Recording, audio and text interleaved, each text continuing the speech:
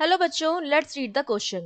The question is a boy throws balls into air at regular interval of 2 seconds.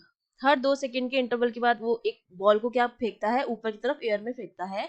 The next ball is thrown when the velocity of first ball is 0. तो next ball वो कब फेंकता है जब first ball की velocity जो हो जाती है वो क्या हो जाती है, 0 हो जाती है. How high do the ball rise above his head. तो बॉल जो है वो कितनी हाइट तक जाएगी ये हमें कैलकुलेट करना है. तो देखिए, अगर मैं इस क्वेश्चन के की कॉन्सेप्ट की बात करूं तो सबसे पहली चीज तो हमें पता होनी चाहिए कि जब भी हमसे वेलोसिटी, हाइट, एक्सेलरेशन की बात की जाती है तो हम यूज करते हैं kinematic equation of motion.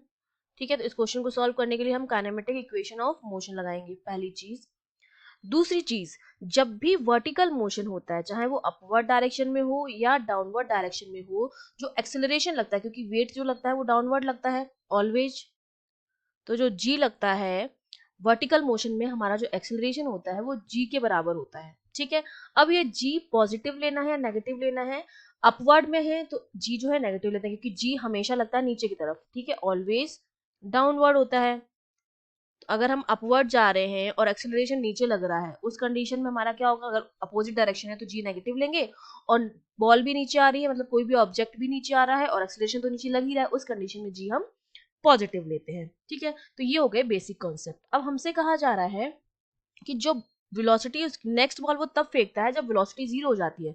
Suppose यहाँ से मैंने बॉल को फेंका, उसकी वेलोसिटी 0 कहाँ होती है, मैक्सिमम हाइट पर ही हमें पता है. जब वो मैक्सिमम हाइट रीच करता है उस पॉइंट पर उसकी वेलोसिटी जो है वो 0 हो जाती है, और वो हर 2 सेकंड के इंटरवल से बॉल फेंक रहा है. इसका मतलब इस मैक्सिमम हाइट तक पहुंचने में 2 सेकंड लग रहे होंगे, क्योंकि हर 2 सेकंड में फेंक रहा है. और कब फेंक रहा है वो नेक्स्ट बॉल, जब उसकी वेलोसिटी कितनी है, 0 है. तो मतलब जब बॉल हमारी मैक्सिमम हाइट पर पहुंच जाती है तब वो दूसरी बॉल फेंकता है. तो इसका मतलब मैक्सिमम हाइट तक पहुंचने में उसको कितना टाइम लग रहा होगा, 2 सेकंड लग रहा होगा. ठीक है, इतनी सी बात समझ में आई. तो सबसे पहले तो मैं क्या कर लेती हूँ, मैं लगाऊंगी फर्स्ट इक्वेशन ऑफ मोशन जो होती है v equals to u plus a t होती है. तो हमारा अपवर्ड मोशन है तो ये माइनस जी टी हो जाएगा. अब v तो मेरा क्या है, 0 है, तो यहाँ से u की जो वैल्यू आ जाएगी वो आ जाएगी gt के बराबर. तो यहाँ से अगर मैं t निकालूं तो t मेरा कितना आ जाएगा, t आ जाएगा u अपॉन g. ठीक है, या मैं यहाँ से u अगर निकालना चाहूँ तो u मेरा कितना हो जाएगा, 2g के बराबर हो जाएगा, क्योंकि t की वैल्यू क्या है, 2 सेकंड है.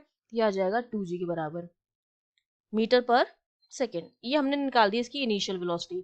अब जब मुझे इस पॉइंट पर इनिशियल वेलोसिटी u पता है जो मेरी 2g के बराबर है, तो अब मैं हाइट निकाल सकती हूँ इजिली. अब मैं सेकेंड इक्वेशन ऑफ मोशन लगाऊंगी जो हमारी क्या होती है, v square equals to u square plus 2as होती है, तो माइनस 2g और h हो जाएगी, हाइट h हो जाएगी. ठीक है, हमें क्योंकि हाइट निकालनी है. अब ये वाली जो वेलोसिटी है वो तो हमारी क्या है, 0 है, ये फाइनल वेलोसिटी है.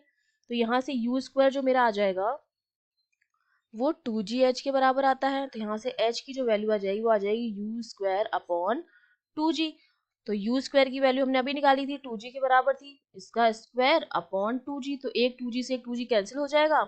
यहाँ पर मेरे पास क्या बचेगा, 2g, और g की वैल्यू 9.8 दे रखी है, तो h मेरा कितना हो जाएगा, 2 into 9.8, that means it is 19.6 metre. तो हमारी बॉल कितनी हाइट अटेंड करेगी, इतनी 19.16 metre. That means third option is correct. I hope you understood well. All the best.